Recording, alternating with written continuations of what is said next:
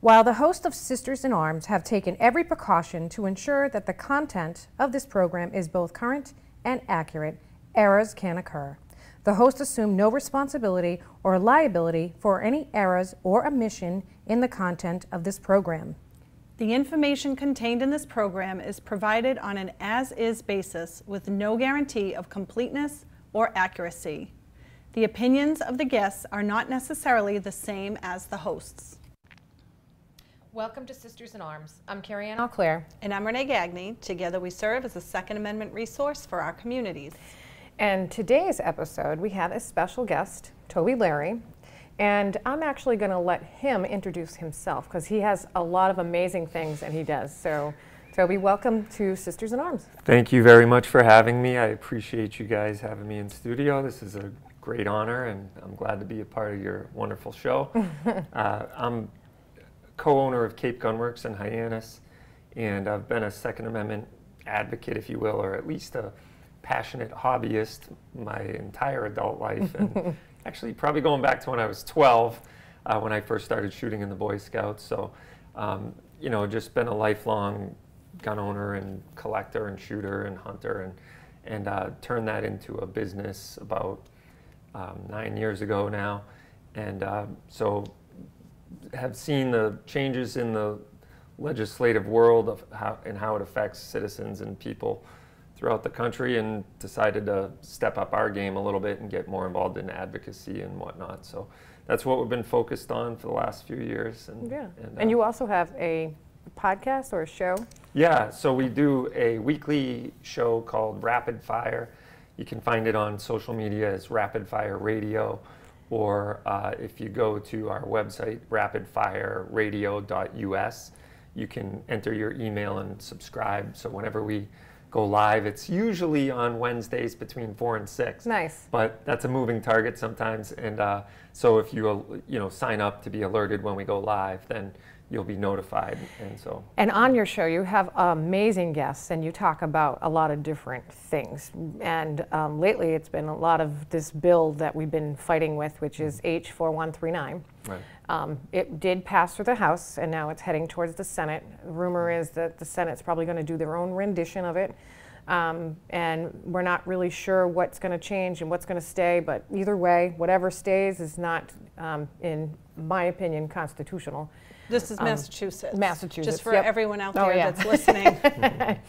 Yep, it's Massachusetts. So, yeah, why don't you tell us a little bit like your advocacy journey, because I know that you are extremely knowledgeable, and we need more folks like you. In fact, you are so passionate about everything that you just recently ran for town council. Yeah. And unfortunately, you didn't win. I'm so Did sorry. not. Came up a little short, but that's okay. But that's because people don't vote. Right. That's true. That is so 2,000 people stayed home in my 2,000? Right. And yeah, so we had actually a pretty decent voter turnout. We had 950 people come out of 2,900 possible voters. But 2,000 stayed home. I know. But it was a municipal election. They don't ride on the coattails of a presidential or a gubernatorial or whatever. Right. So you're going to have less of a turnout. But I was actually pretty impressed with the amount of turnout that happened. And I was running against a very well-established, well-liked candidate who has been in our community for 40 years as a she sits on a lot of boards. She's been involved in every spaghetti dinner and ham and bean supper for the last 40 years. Yep. So here I came in, year and a half, I've been in my town.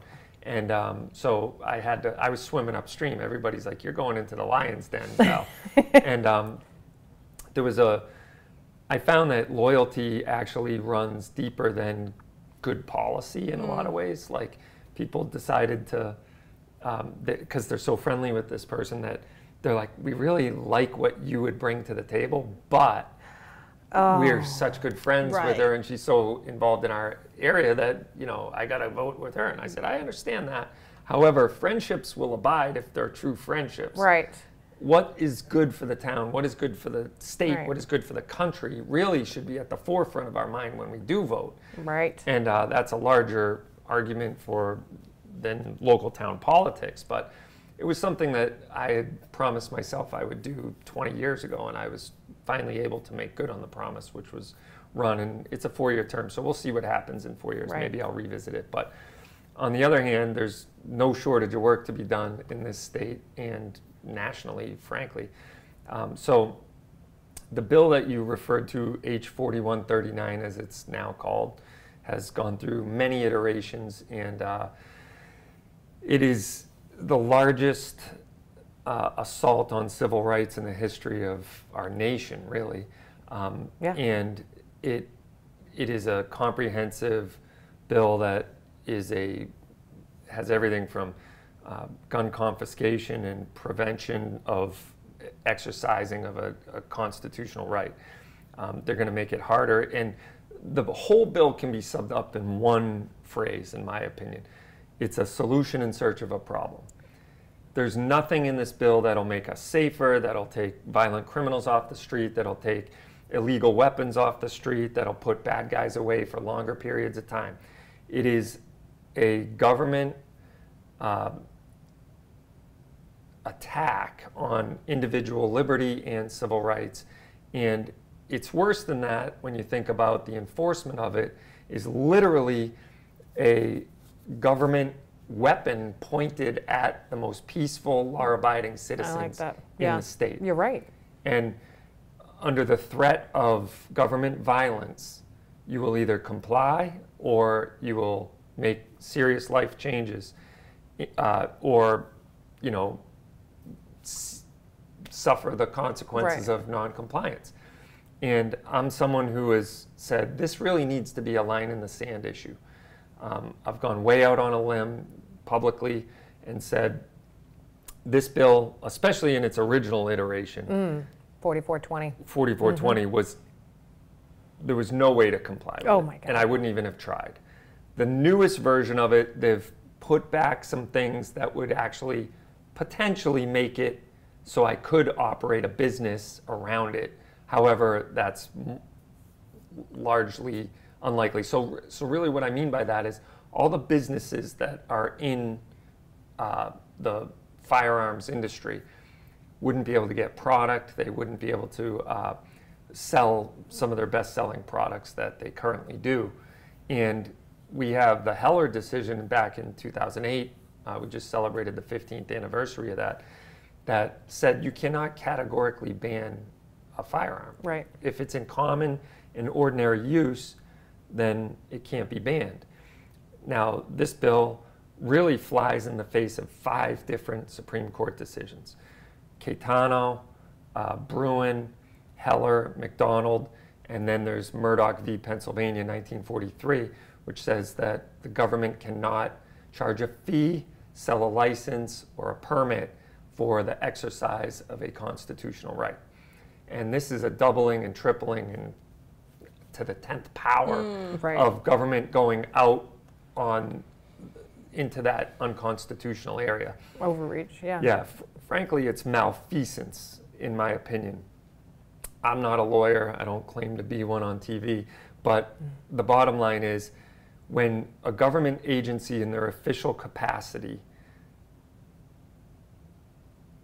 infringes upon any constitutional right, then that is malfeasance. They are knowingly and willingly defrauding you of your constitutional rights. There's been Supreme Court decisions on that says they can be held liable personally and severably liable for the deprivation of your rights. There's U.S. Code Title 18, Section 242, has a big, long explanation of what can happen to government officials acting in their official capacity and violating our constitutional rights. And it's time we as a nation rise up and start to get organized on that front, because they've been able to stand behind qualified immunity for so long and not be able to be sued for the deprivation of rights. But there's plenty of case law and precedent that says that that should not be so. Right. Now, we obviously talk about how to advocate and how to get involved, but are you finding that a lot of people are still not really knowing where to start? Because we talk about it all the time. Call your legislators, call your reps, call your senators, call. Work from your local officials, contact your selectmen. And I think it's important too that even though it's a small town, it is important to start voting there too. You know, don't ignore your local town officials. And when you have a town, when it's time to vote, you need to step up and vote. But what would you say to some folks that are still, I don't want to say asleep, but asleep? And how would you suggest that they wake up? It's a great question, and one that I think most of us are ignorant of, and myself included. Like when I first became a gun owner at 18 years old, I went down and applied for my license to carry. I tell this story often. At the time, you could be 18 and get a license to carry. So it took taking a class, paying a fee, getting background checked, fingerprinted, photographed, and all the hoops you got to jump through. And I knew the state law said that the state had 40 days to reply with an issuance of the license or a reason for denial. At the time, it was very subjective. They could deny you for whatever reason. It didn't matter. That's what Bruin fixed. But the whole process made it seem like the state treated my rights as a privilege instead of a right. So I was so upset about it at 18 years old. I said, where are the people suing the state for deprivation of my rights? Like, I had nothing. I have no money whatsoever. But I'm like, some rich guy needs to come along and just sue the state for the deprivation of my rights. And why isn't that happening? And it was ignorance. I didn't understand how the courts worked. I didn't understand. All I knew is my rights were being violated, and I wanted that fixed, and I didn't know how to fix it, but I just assumed somebody could sue the state and get our rights back. Well, now that I've been a gun owner for 30 years, I realize, okay, there's a process involved, and it's not an easy process. No. And that's the thing that the state's been getting away with,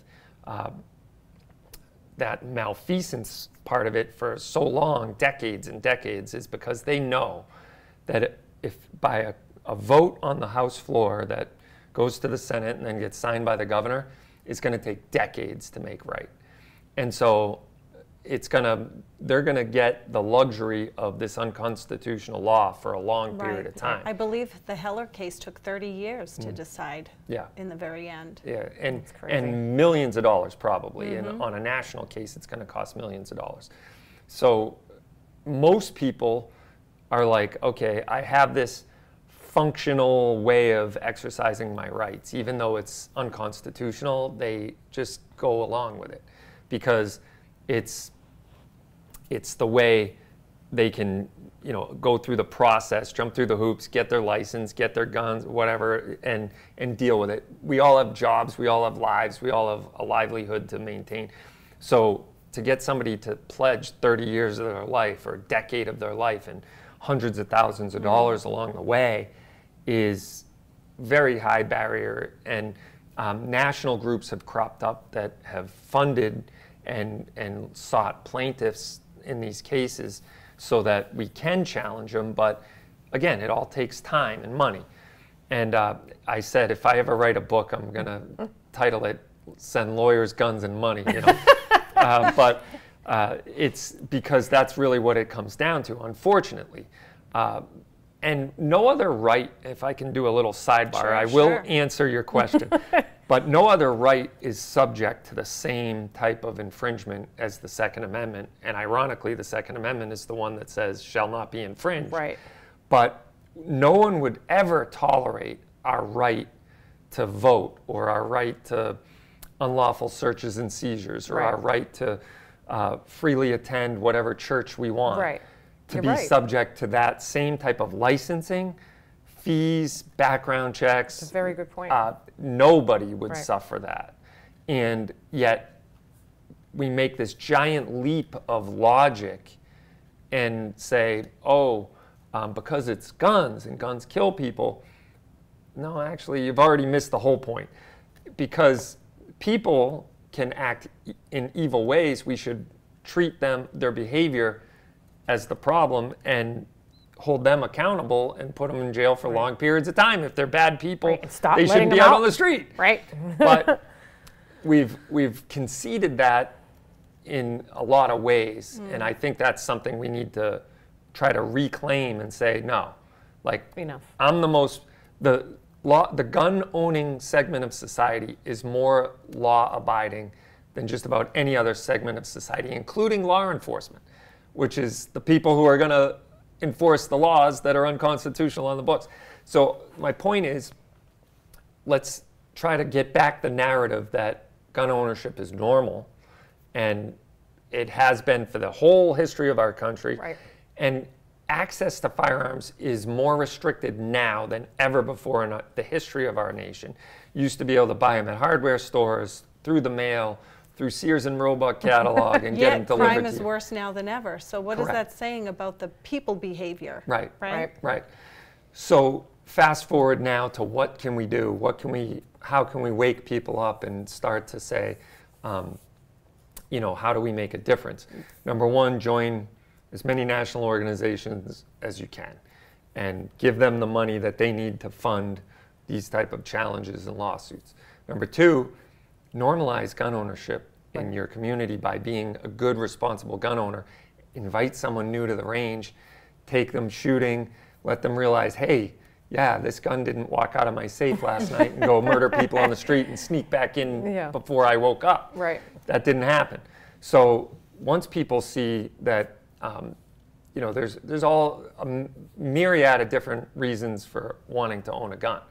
Some people like the history of it. Some people like the collecting or the nuance of different types of guns or whatever. Some people want to go competition shooting. Hunting. Yeah, hunting, put food on the table. All of that is a great reason to own a gun. None of that is the reason why our founders gave us the right to keep and bear arms. So the right to keep and bear arms was initially acknowledged as a pre-existing right. That's why it says necessary for, like if you read the Second Amendment, it doesn't say we're creating this brand new thing. No, this is like goes back to the dawn of time. Right. That you have a right to defend yourself against the tyrant, the form of government that will impose its will on you. And that we have a long history of tyrants imposing their will to destructive ends. Mass graves will testify to that, and horrible, horrible atrocities committed against mankind. So A, it's a safety relief valve to tyranny. B, it's the most basic human right is the right to defend yourself. Right. And you know, you take a 100-pound woman who's facing 3 200-pound physically fit attackers, she doesn't stand a chance, right? But if she has the tools necessary to defend herself, It creates now, an equalizer. yeah, you've created the equalizer. So guns are a tool for that reason. And so self-defense is this big footnote benefit to the tyranny relief valve that our founders acknowledge. And so how do we put that into work in our everyday lives so that we can make a difference? I believe we need to expand the tent. We need to enlarge the tent by bringing the tent stakes out a little bit and inviting new people in. We need to get new people involved. There's tons of people out there. There's this whole missing middle. Like I'd say a third of the country is pretty solid in the camp of like right to keep and bear arms shall not be infringed. You probably have another third of our country that is like all guns are bad and we need to get rid of them. The missing middle is the people who fundamentally don't think that you know, we should do away with the right to keep and bear arms, but also might be somewhere on this scale of gun control that we don't all agree with. I call them agnostic. Yeah, that's a great way. Yeah, great description of it. They're gun agnostic. They're like, yeah, maybe someday, but I'll probably never own a gun. Or they don't want to get involved. They don't care. Right. And then all of a sudden something happens and we saw a huge influx of them, potentially 10 to 15 million of them during the whole 2 years of the lockdown and COVID and everything else. So we had a bunch of people coming in and say, I had people come into my shop and say, I don't like guns. How do I own a gun? You know, and they were scared. People were scared. Yeah, people were scared, and they acknowledged that they never ever dreamed of owning a gun, but they've seen something happen in society where they want to at least start the process or at least get the ball rolling and say, maybe I do want a gun. You know? Right. Well, that's how Carrie and I got into it. I mean, I came from a military family, hunters in my family, but to have guns that you would carry on you in everyday life, why would I do that when there's police officers? That was my mentality a decade ago. Fast forward to the man who befriended me, and I ended up having to get a court order from a judge to a harassment order, and the judge said to me, this piece of paper will not save your life. And that was when I became a gun owner. Yeah. You know, I feel like for women especially, I think, it's not until something happens that you think, wow, I can't carry a police officer on me, so I need a gun. Right. Or you hear a story or see something. I mean, there's so many things that are going on right now, and I think people are blind to it. If they're blind to it, the media changes things. They demonize gun ownership. They demonize the gun. They make it look like they're the bad guys. That gun is the bad thing. That's a bad tool. You shouldn't have it. But then you start seeing, and unfortunately, I don't think there's enough of these stories on social media or the news, for that matter, showing that, hey, look, this woman saved her life with a gun. Right. You know, hey, that's look. by design. Right. Yeah. Of course. And it's unfortunate, but I really think it's important, too, to get involved with your community. Yeah. I know I'm doing a Refuse to be a Victim class for my town for counseling on aging, and I'm really excited about it because I think it's a really great opportunity to talk about it and not necessarily push it, but to talk about it, have a conversation with the community, and getting involved. I think something you just said, it's even more nefarious than just blaming the gun. Because the narrative for the past 10 or 15 years has actually been blaming the gun owner as the problem. You know, if just the NRA people would just put their guns down, we would all be safer. And that's a scary, scary argument to allow to happen without a good rebuttal. Because frankly, no, the armed people are the check. They're the ones, like you said, that can now defend themselves against evil. But if they continue to blame the gun owner as the problem, because just because we won't lay down our arms, society is that much less safe. That's the message that is being pounded into people's brains day in and day out through media. And they won't tell the true story that, you know, 12 to 15,000 people a year die at the hand of firearms due to violence. And that includes police shootings, that includes self-defense shootings, that includes gang violence, and that includes any shooting with a firearm other than suicide. The true story is the CDC numbers are between 500,000 and 3 million times a year people defend themselves with a firearm. We just said that in the last episode. Yeah. So it's like that should be the leading news story every time they give some negative outcome with a firearm. They should say, there should be this footnote to it that says, you know, this is the total of people die by firearms. This is the amount of people saved by firearms. And we don't even know that true number because there's 500,000 to 3 million a year. But how many people's lives were saved because of that in just a mass shooting alone could have been dozens, right? Right. And there are situations where we know Mary Forgis in Connecticut, part of the DC project, she saved her life just by showing the perpetrator her gun, she never fired it. Yeah. So And he let her out. So her situation never made the statistic because she never actually used her gun. Right. So how many that's a good thousands point. and millions of people have just said, I have a gun, showed the gun, and the bad guy ran away? We're never going to know the answer to that. Right. Yeah, that's an unknown. It's Yeah. unfortunate. And look what's happening right now in Israel. I know, I don't know who said it, but I know that you can get a license to carry in Israel, but I think it's really difficult. And somebody they released emergency order to let more citizens get their license to carry, get them armed, protect their families, do it now.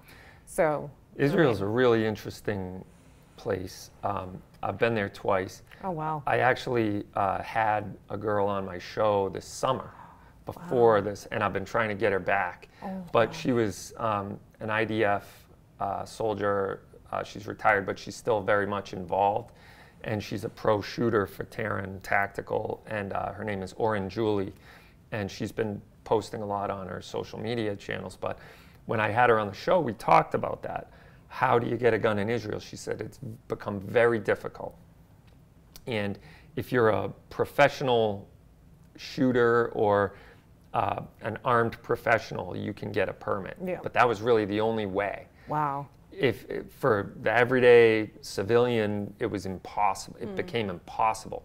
When I was there 20-something years ago, it was different. Like you could own just about anyone who was like a tour guide or a bus driver or something could get one. Anyone who would be in the defense of somebody else's position, they could get a license. And I saw tons of people armed when I was there. But fast forward, they've slowly made that harder and harder and harder, and much to their own detriment. And when she was on the show, she said, even as an armed professional, where I can have guns at my house, they have to be separate from the ammunition, and I'm only allowed 50 rounds of ammunition in the house at a time. Oh my gosh. Jeez, I thought Massachusetts was bad. Yeah, and they could come and inspect. What? Yeah, Really? and so if you had a loaded gun in the house, it was like So immediate look what these revocation. poor people are going through right now. Yeah. They're being ripped out of their homes. And they've really Literally. realized that they messed screwed up. Yeah, They messed up. and Right. I think within the last couple months they upped the total from. This was before the October 7th invasion, but they upped it from 50 to 100 rounds. So somewhere between when I interviewed her and before that invasion, but they had just disarmed the whole southern part of their country, And that's which scary. is And you know that That's so scary. 94% of all mass shootings happen in gun-free zones. So, you know, these guys just roll in and they're just wreaking havoc because they know these people can't fight back. yeah. Yeah, And that's a perfect awful. example of how government isn't going to be able to protect you. Right. That's what Right. really happened. I would say Israel had probably more police presence and IDF soldiers than anywhere. We actually have to wrap it up, and I kind of wish we had another half an hour with you, but thank you for joining us. Absolutely. And I thank you for advocating and your passion, because we need that. We totally need that. So if you want to learn more on how to advocate, Sisters in Arms 2022 at gmail.com. If you want to learn more about Toby's podcast, and that's the Rapid Radio. Rapid Fire Radio. Yep. .com, right? .us. .us. is the website. But anywhere in social media, Rapid Fire Radio. All right. Yep. Awesome. Thank you so much Thank for you, joining Toby. us. My pleasure. Anytime. So great to see you. Yep. Thank you. Keep Until- training, Yeah. stay safe, Keep stay vigilant.